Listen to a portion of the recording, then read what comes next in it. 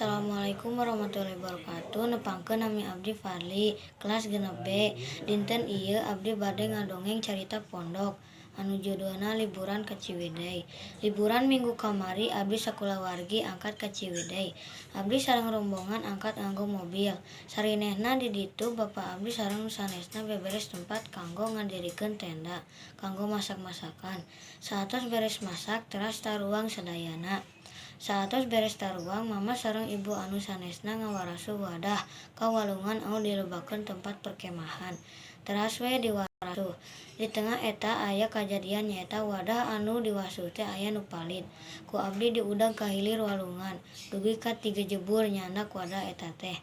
Saatosna teras sakulawargi fofotoan, aya di tengah walungan, di sisi walungan, komo murangkali nu sanes nama garuyang nepikeun ka baseuh acukna.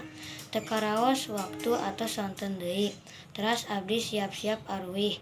Di tempat eta abdi ngarasa bungah ninggal pamandangan nana anu endah tur alami sareng caina oge tiis pisan, herang ngagenclang.